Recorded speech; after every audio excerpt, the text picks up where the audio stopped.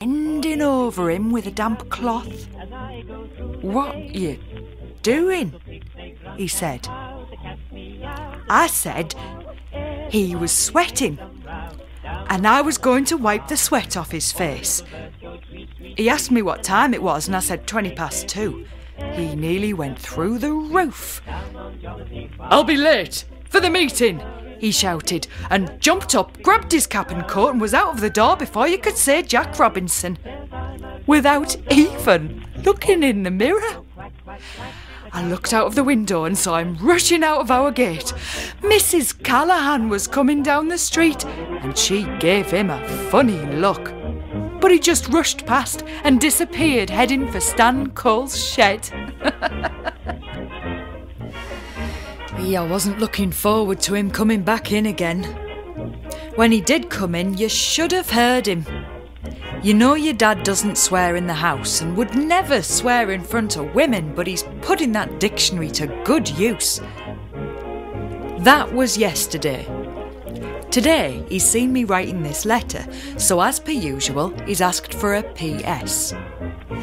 I said, "Well, what about the moustache?" And he said he'd forget it. And I said, "How about forgiving?"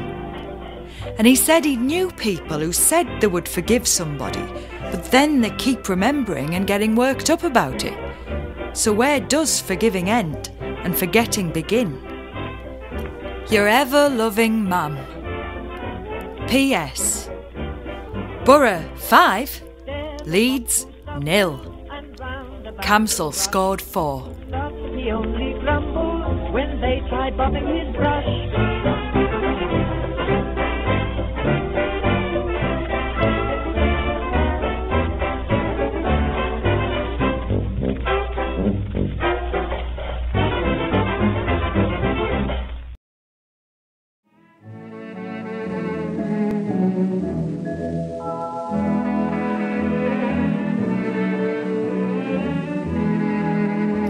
Saturday, May 16th, 1931.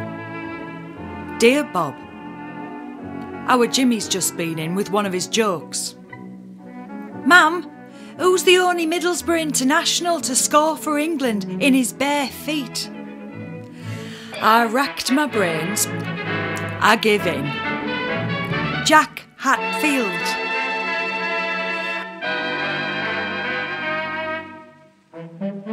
I see that Jack has just scored 4 goals for Middlesbrough at water polo. But I wasn't thinking about that. I'd noticed our Jimmy's jersey. It was a mess. A brand new jersey. The boys had found an old motor tyre and our Jimmy curled up inside it and they rolled him up and down the street in it. I tried to give him a clip, but he ducked. So I sent him to bed and I said if men and women in Aldgate Workhouse have to go to bed at 7, he could. Your dad took me to the Scaler to see Three Faces East. I wondered why he was taking me all the way down the town to the Scaler. Then I found out. Constance Bennett was in it. She was a spy disguised as a nurse.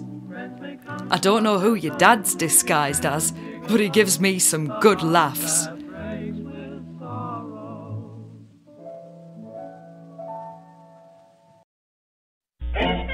Thursday, 2nd of July, 1931. Dear Bob, I'd been reading the soap advertisements. Palm olive soap. Keep that schoolgirl complexion. 4pence halfpenny a tablet. I asked your dad for 4pence halfpenny to get my schoolgirl complexion back, but he said he thought I still had my schoolgirl complexion. It's amazing what 4pence halfpenny will do for a man. So I looked at the Co-op. That's cheaper and better. CWS bath soap. You rise from your bath refreshed and rejuvenated after contact with CWS bath soap. It's tinted and perfumed. That sounds like me. I mean, it sounds like my style. But your dad wouldn't budge. He said, I'm rejuvenated enough. In fact, I'm exotic. He's up to the E's in his dictionary. The man who was in charge of building the Sydney Bridge has just come home. The bridge has been joined up across the water and will be opened next year. It makes you proud to come from Middlesbrough, and this is our centenary year as well. I've bought a centenary medal for you and for Jimmy. Sir Hugh Bell has just died. He was going to go to the opening of the bridge. I think it's a shame he's missed it. I know we all have to die sometime, but after all he's done for the town, it does seem wrong to die at this time.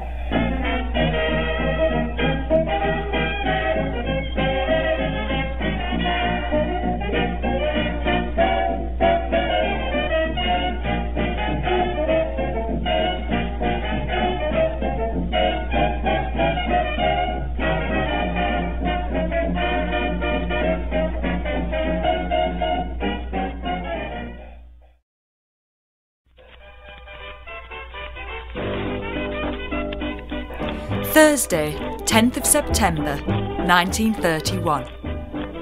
Dear Bob, we've had terrible floods here. Not so bad as Ayton and Stokesley, but bad enough. The Vale and Deepdale were flooded and the Palladium had to be pumped out. The kids loved it, of course. Guess who came home with his boots and stockings soaking wet through? I was talking to your dad about getting a wireless set. They cost 19 guineas, and you can get one on the Never Never for 5 shillings a week, but your dad doesn't want to go into debt, and we can't really afford 5 shillings anyway. I was only dreaming, really. So it's back to Jimmy on his mouth organ, and me on the bazooka, and your dad singing. When we can get his nose out of his dictionary, that is. Crime is on the increase. Not in Grove Hill, I'm pleased to say. The police have set up a mobile force in Middlesbrough with a speed patrol. There's a picture in the Gazette of the Chief Constable inspecting a 3-wheeler motor car. There's mixed bathing in Middlesbrough now. The corporation are extending the swimming baths, so there'll be a new baths and the old baths in the same building. Jack Hatfield has a lot to do with it. I think Jack Hatfield must be one of the most popular men in this town. A real hero. And the Middlesbrough Swimming Club are giving lessons to people who can't swim. Jimmy and some of the other boys from Sunnyside go every Saturday morning. Well, that's all. So ta-ra for now, as they say down in Newport. Your loving Mam. P.S. Your dad and me tossed up for whether he could have a P.S. He won. I have an idea he cheated. I don't know how he did it, but I would like to get a look at that penny. Anyway, West Ham 0, Middlesbrough 2. Camsell and Cameron scored.